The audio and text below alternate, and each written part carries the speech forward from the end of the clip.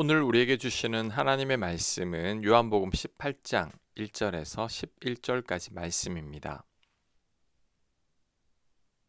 1절 예수께서 이 말씀을 하시고 제자들과 함께 기드론 시내 건너편으로 나가시니 그곳에 동산이 있는데 제자들과 함께 들어가시니라. 그곳은 가끔 예수께서 제자들과 모이시는 곳이므로 예수를 파는 유다도 그곳을 알더라. 유다가 군대와 대제사장들과 바리새인들에게서 얻은 아랫사람들을 데리고 등과 횃불과 무기를 가지고 그리로 오는지라. 아멘. 예수님께서 마지막 고별 설교를 다 하시고 십자가 죽음을 맞이하기 위해 기드론 시내 건너편으로 가셨습니다. 이때 유다가 그 사실을 알고 군사들을 데리고 옵니다. 예수님을 팔기 위해 온 거죠. 이때 무기까지 가지고 옵니다. 마태복음에는 칼과 몽치를 가지고 온다고 되어 있습니다. 한바탕 큰 전투를 준비하려는 거죠. 하지만 예수님은 순순히 잡힐 것이고 제자들이 반대한다고 해도 예수님이 제지하실 겁니다. 그렇다면 왜 이런 무기까지 동원했을까요? 사람들이 자기 수준대로 생각하기 때문입니다. 자신들이 순순히 잡히지 않을 사람들이니까 예수님도 그렇다고 생각한 거죠. 사람이 생각하는 수준을 보면 대충 그 사람이 어떤 사람인지를 알 수 있습니다. 사람들을 뒤에서 욕하고 다니는 분들은 다른 사람들도 자신처럼 욕한다고 생각합니다. 누군가를 늘 미워하는 자들은 남들도 자신처럼 다 미워한다고 생각합니다. 사람들은 자기 수준으로밖에 생각하지 못하는 거죠.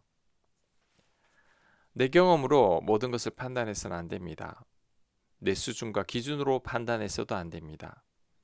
예수님이 칼과 몽치로 저항할 것이라고 생각하는 자체가 극히 주관적이고 잘못된 생각일 뿐이죠. 나의 도덕적 수준이나 기준이 너무 높은 것도 문제가 됩니다. 왜냐하면 다른 사람들에게 높은 기대를 가지기 때문이죠. 예를 들면 가정에서 엄격한 교육을 받고 자란 분들은 예의가 있고 말도 가려서 조심스럽게 합니다. 이 자체로는 전혀 문제가 없습니다. 하지만 문제는 나의 높은 기준으로 다른 사람들을 보고 그 사람도 나와 같기를 기대하는 것입니다. 나처럼 예의가 있고 말을 조심해서 하기를 기대하는 거죠.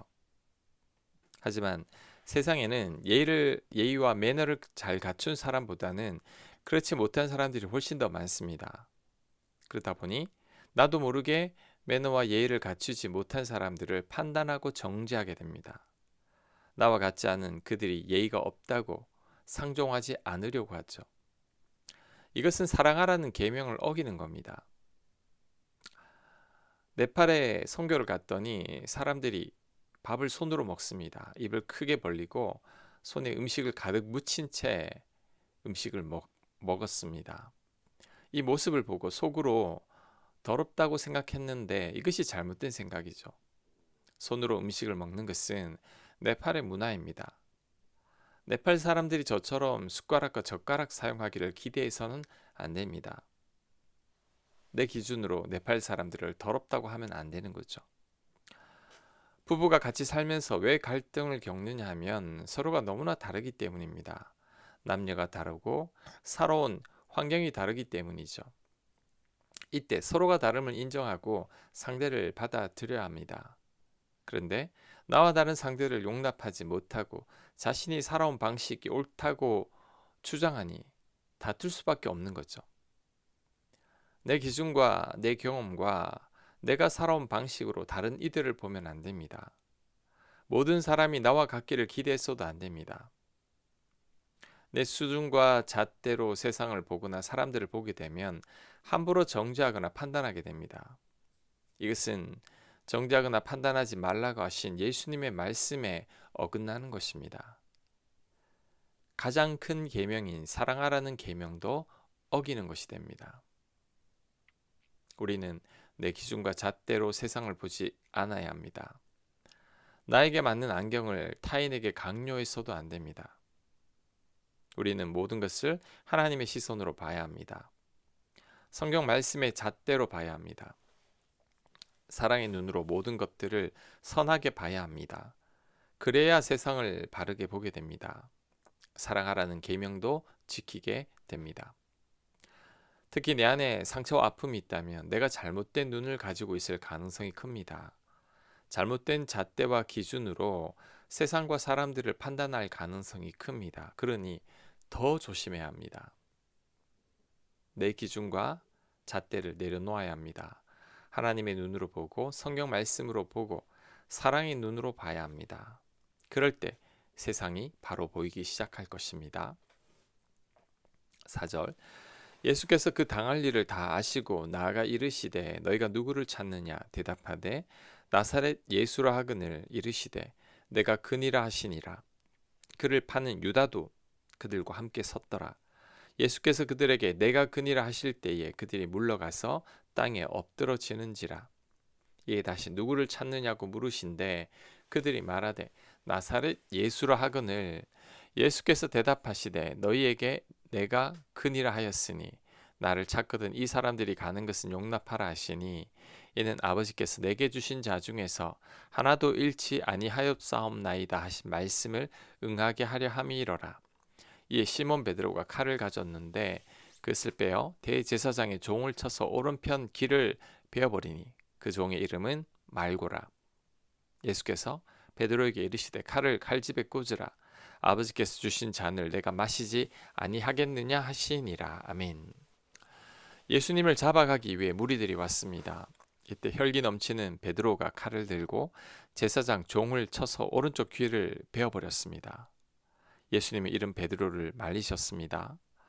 다른 복음서에 보면 다친 종의 귀까지 붙여 주셨습니다. 베드로는 자신이 스승을 보호한다고 생각했을 겁니다. 자신이 잘하고 있다고 생각했을 것입니다. 그런데 결과적으로는 그게 아니었죠. 오히려 예수님의 십자가 사역을 방해하는 것이 되고 말았습니다. 우리 또한 이렇게 될 수 있습니다. 나 딴에는 교회를 위해서 하나님을 위해서 열심히 한다고 하지만 그것이 오히려 해가 될 때가 있습니다. 교회에서 이런 경우를 많이 봅니다. 특히 이런 분들의 특징이 성격이 급하고 화가 있고 스스로를 옳게 여깁니다. 열정으로 제일 앞서 움직이죠. 지금 베드로에게도 잘 나타나고 있습니다. 예수님은 인류를 구원하기 위해 십자가에 반드시 달려야 합니다. 하지만 베드로는 그것까지 생각하지 못하고 있습니다. 그냥 급한 성격과 열정으로 예수님을 위한답시고 칼을 휘두르기만 합니다. 그런데 사람이 그냥 칼을 휘두르는 게 아닙니다. 보통 화를 내며 흥분한 상태에서 칼을 휘두릅니다. 이것은 절대 성령의 열매가 아닙니다. 사랑, 희락, 화평, 오래 참음, 자비, 양성, 충성, 온유, 절제가 하나도 없습니다. 충성도 잘못된 충성이죠. 하나님의 일은 절대 이런 상태에선 하면 안 됩니다. 교회에서 화내거나 소리 지르면 안 됩니다. 사람이 성내는 것이 하나님의 의를 이루지 못한다고 성경은 말하고 있습니다. 서두르고 성급한 것도 하나님의 뜻이 아닙니다. 흥분하고 고집 피우는 것도 안 됩니다. 가정이나 직장에서도 마찬가지죠. 화내거나 성급하거나 흥분하거나 짜증내면 안 됩니다. 내가 성령 충만하지 않다는 증거이죠. 이럴 때는 아무런 열매가 맺히지 않습니다. 억지로 열매가 맺히는 것처럼 보여도 속이 비어 있습니다. 하나님의 일은 차분하고 고요하고 조용합니다. 급하지 않고 서두르지 않습니다. 흥분하지 않고 요란하지 않고 혈기가 없습니다. 늘 하나가 되게 하려고 애를 쓰죠. 반대로 마귀의 역사는 거칠고 딱딱합니다. 화가 있고 요란합니다. 급하고 변덕이 심합니다. 스스로를 의롭게 여기며 편을 가르게 만듭니다. 지금 베드로가 그런 상태죠. 거칠고 흥분했고 소란하고 조급합니다. 자신을 가장 의롭게 여기며 칼을 휘두르고 있습니다. 이것은 하나님의 뜻도 아니고 방법도 아닙니다. 주님을 위한 열심도 아니고 내 의일 뿐입니다. 베드로의 이 순간을 우리는 잘 기억해야 합니다. 나에게서 베드로의 모습이 보일 때는 뒤로 물러나야 합니다. 그 어떤 말도 하지 말아야 합니다. 화를 내거나 어떤 결정도 해서는 안 됩니다. 반드시 후회하게 됩니다. 먼저 성령 안에서 평안을 찾아야 합니다. 성령의 9가지 열매로 스스로를 점검해야 합니다.